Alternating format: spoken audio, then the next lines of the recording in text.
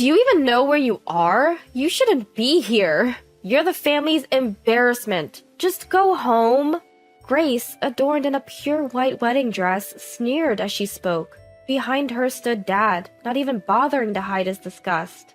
I shouldn't have come. I was foolish to think of attending Grace's wedding. With my back turned, I faced the reality of our worst reunion in 10 years. I was ready to leave then and there, completely unaware of the drama that was about to unfold at the wedding. What does freedom mean? I've been asking myself this question my whole life. My name is Natalie, born as the second daughter to the president of a well-established company. Mom, Penelope, is passive and always under the thumb of Dad, Isaac. No surprise there, Dad's a strict man, obsessed with excellence. To be the best, my sister and I were raised in a demanding environment. Tied down with constant lessons and studies, we hardly had time to be kids. Friends were out of the question, and so was dressing up. It was a stifling life. As a child, I tried hard to meet Dad's high expectations, sacrificing all my time to aim for his standard of always being the best. But I never quite made the cut, never excelled in academics or sports. Every day, my failures were pointed out by teachers. Witnessing this, Dad would yell, "Why can't you do better?" making me feel miserable. In stark contrast, Grace was exceptional at everything she did. Always top of the class, excellent in sports, and praised in extracurricular activities. She was the perfect overachiever, the epitome of Dad's mantra, always the best. So there it was, the superior sister and the mediocre one. A life of constant comparison and scrutiny. Longing for freedom but unable to express it, I had no choice but to live as told. Even though I was trying my hardest to be the person my dad wanted me to be, a pivotal moment happened that made him give up on me. High school entrance exams. My older sister Grace had already started high school. She'd gotten into a prestigious private school, sailing through the application review and acing the interview. Dad then ordered me to follow suit and take the exam for the same school. It was a tough school, way out of my league, but I studied hard, skimping on sleep to follow Dad's orders. In the end, all my efforts were for nothing. I failed the admission test. The moment I saw the results, I felt like the floor had dropped out from under me. I managed to get into another well-known private school, but Dad wouldn't have it.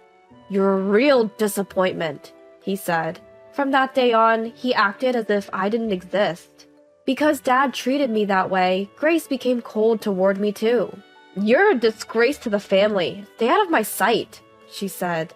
We stopped doing activities together, and Dad said nothing about it. I knew then that I had been completely abandoned.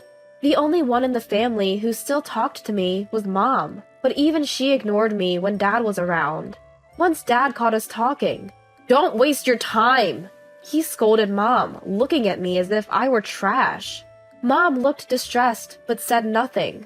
I felt there was no place for me in this family. What is family, anyway? If I can't meet their expectations, do I not even have the right to exist? I pondered these things throughout my high school years. As high school graduation approached, I chose to enter the workforce without second thought. I'd rather be on my own, in a place where no one knows me, than stay in a family like this. I searched for jobs without consulting my family, but Mom noticed and secretly recommended me to a resort hotel run by an acquaintance. I could work there and live on site, so I went for an interview and got the job. I hadn't expected it to be stricter than my family, but I soon realized I was wrong. "We'll train you rigorously. Stick with it," said the owner, a woman who was a friend of Mom's and slightly older, but she didn't look her age and she had a strong presence. Her training was tough, and I came to realize the difficulties of customer service. Each day involved rigorous instruction from the owner. Working under the owner's strict guidance was eye-opening about the challenges of customer service. Every day was a lesson in toughness from the owner. I had some experience dressing formally while living at home, but constantly wearing a uniform resembling formal attire while hustling around required more physical stamina than I had anticipated. "Don't look tired when you see guests off. Always smile." I was often reprimanded for my disheveled appearance after bed making and tidying up, and I even hurt my back once. Despite working twice as much as me, the owner always seemed radiant. She was rushing just like me, but I never saw her posture falter. Always be aware of how you present yourself. Concentrate hard so you don't make the customers uncomfortable. Yes. The training was harsh, but I put to use the endurance I had developed at home, mastering the skills and knowledge for the job. Feeling a small joy when something I couldn't do yesterday becomes possible today. Faithfully delivering to customers what the owner taught me. I heard this routine every day, but as I kept at it, I began to occasionally hear from the customers themselves. Natalie, the customer earlier said you provided excellent service. Keep it up. Being praised by the owner moved me in a way I had never felt before. For the first time, I felt a sense of fulfillment and recognition that I never felt back home. At that moment, I was thankful to Mom. Without her support, I would never have found this job. I'll do my best. I found a sense of accomplishment in this job that I had never felt before. Around 10 years after leaving home, I got a message from Mom saying, Grace is getting married. I hadn't been in touch with Dad or Grace since I left. I hadn't even shown my face back home, but I had been in contact with Mom once or twice a year. I was slightly surprised because Mom hadn't mentioned that Grace was engaged, but honestly, I didn't really care. I won't attend. Dad and Grace will probably not want me there. I didn't tell Mom. I don't want to see them either. Don't say that. It's a once-in-a-lifetime event, and I want to see you, Natalie. I tried to decline multiple times, but ended up reluctantly agreeing after Mom persuaded me. The venue was a top-tier luxury hotel. Probably Dad's doing, I thought. The groom Samuel was the son of a CEO of a top-tier company. Clearly someone Dad would like. The attendees were the type Dad would approve of. The event was extremely lavish. As much as I wanted to avoid them, when I entered the green room to greet them, both Dad and Grace glared at me with contempt. It was clear they despised my presence. I expected it, so I didn't care. However, Mom, who had invited me, tried to smooth things over. I invited Natalie because it's a special ceremony. I wanted the whole family to celebrate together. Why did you come? There's no seat or meal for you, Natalie. Ignoring Mom's feelings, Grace was cold towards me. Her attitude had worsened since we last met. Do you even know where you are? This isn't a place for someone like you. So who is allowed here? Is there a rule that says only those approved by Dad can be here? Replacing the silent Dad, Grace continued to spew hateful comments. Then she dropped the last straw. The family disgrace should just leave. Fine, I'll go. I shouldn't have come. I knew this would happen. Regretting my decision to come, I heard, Natalie, wait! I want to talk to you more. Can you wait for me at that cafe for a bit? The mom who followed me seemed to have shrunk since the last time I saw her. I felt a sense of nostalgia looking at her aged appearance. I was happy to see my mom after so long. I decided to kill time in the hotel cafe, just like she told me to. There were no other customers in the cafe where the ceremony was being held. Sitting alone, I listened to the sounds coming from the ceremony hall. Even though I was away from the venue, I could hear the background music and sense the ceremony's progress. The liveliness of the venue contrasted sharply with the silence in the cafe, making me feel miserable. What am I doing here? Sorry, Mom, but I really should leave. I never wanted to attend in the first place. Deciding to act, I head to the waiting room to inform my mom that I'll be leaving, just as they're preparing for the reception. That's when I heard voices that didn't suit a wedding ceremony. Peeking into the waiting room, I saw Samuel and Grace arguing with the planner. The planner also seemed flustered. Your mistake will affect our reputation! Fix it! The ceremony is already underway. From the conversation, it seemed that the chairman of a major client company of Samuel's firm had suddenly decided to come give his greetings at the wedding. They hadn't prepared any meals for him since he was initially unable to attend due to a business trip. They confronted the planner, urging them to find a solution. Good for them, I thought. They're learning the hard way that not everything can be prepared at the last minute. The planner would likely want to accommodate the changes, but the ceremony had already started, making it difficult. Both my dad and mom were engaged in the conversation, making it impossible to interrupt. I should slip away in this chaos, I thought. But there, right in front of me, was the planner, overwhelmed by various people. I can't let this wedding fail at my hotel. Hey, wait a second. Natalie, you're still here? Get out! Grace yelled at my sudden appearance. But at that moment, the planner's face, which had been pale from being cornered, lit up. Manager! At that word, even Grace, who had been yelling, looked surprised. That's right. I am the manager of this hotel. I oversee all of our hotels, as I was put in charge after the resort hotel I first worked at expanded its operations. The planner being cornered was my subordinate, Claire. Ignoring the surprised Grace, Dad, and Mom, I gave instructions to Claire. Claire, prepare a seat quickly. As for the food, the ceremony hall kitchen alone can't handle it, right? Tell me the menu. Upon hearing the instructions, Claire immediately sprang into action. She handed me the menu for the dishes to be served at the ceremony and headed to the venue to prepare the seating. Once I saw that the venue setup was underway, I took a look at the menu. Because the meals for the ceremony are by reservation only, I doubted anything could be changed. So I headed to the restaurant that's part of our hotel. After consulting with the chef, he agreed to prepare the meals, solving the problem right away.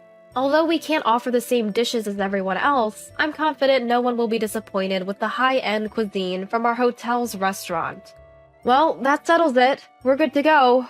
As I conveyed this, Dad and Grace had complex expressions, but Samuel and Mom were absolutely delighted. Thank you so much for everything!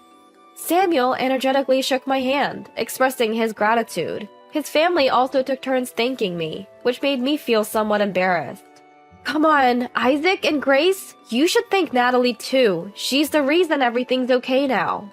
Upon hearing this, Dad and Grace reluctantly nodded at me with complex expressions. Then Samuel's family left. We have to get ready to welcome the chairman. Dad and Mom also left to join them in greeting. Now, only Grace and I remained in the room. The room turned eerily quiet, a stark contrast to the bustle just moments ago. As I tried to leave the room to escape the awkward atmosphere, I heard unexpected words. I envy Natalie. Turning around in surprise, I found Grace looking at me, her face strained. You were so full of life earlier, Natalie. Looking at Grace, I was reminded of, bound by Dad, living a life devoid of freedom, struggling to meet Dad's expectations. Grace wore the same expression I once did. I may be the supposed successor, but I can't defy Dad. I feel like I have no say in anything. I realized only now that Grace felt the same way as I did. She looked like the capable older sister, but she was actually struggling to meet expectations. It must be nice, Natalie, being away from Dad, being free. Hearing that, I realized my freedom came at the expense of Grace. Had Grace not been there, even if I'd failed the exams, I would have been forced to become the person Dad wanted me to be. Because Grace was there, it was okay for me to be gone. It was okay to pour all the expectations into the one who remained, Grace. I gained my freedom by being cast away by Dad, but in doing so, I let Grace shoulder all of Dad's expectation. Grace envied my freedom. Perhaps that's why, meeting her today after 10 years, she seemed colder than before. But still, the outside world isn't as free as you think, and it's very harsh. In that world, without relying on anyone, I fought to survive. From Grace's perspective, I must have seemed like someone who lived life on my own terms. But I wanted her to know that the world outside wasn't always a walk in the park either. For the first time in our lives, we, as sisters, were open about what we thought of each other. Natalie, you're amazing. Grace complimented me for the first time. I think this was the moment I finally felt like a real sister to Grace. After some time passed since the wedding, Grace did something she'd never considered doing before. To support her, I went with Dad to Grace's company. Dad, I think the company won't grow if things stay as they are. I took a leap and told Dad I thought his methods were outdated. Of course, Dad got furious, his face turning beet red. You're saying the way I've been doing things is wrong? Surprisingly, Mom chimed in. Isaac, the younger generation is taking over. We should consider their opinions. Not only will we help, but we also ask for your cooperation. Thanks to the backing from also Grace's husband and his family, Dad relented, and Grace got involved in the business. My worries turned out to be unfounded, and I could finally breathe a sigh of relief. With Grace's strong insistence, there was a shift from old ways of thinking to adapt to modern times. See, you can speak up. I can't let Natalie outdo me, Grace said, her face brimming with confidence. I have a feeling that the company is on a path to becoming even better. I also started having more family interactions with Grace. Today, we have to entertain an important client. Can I use your place, Natalie? This became Grace's go-to phrase. Now in a business context, she's an important client. And I never cut corners, whether it's for family or not. Yes, we'll prepare everything. Delivering the best service is the life I chose, on my own terms.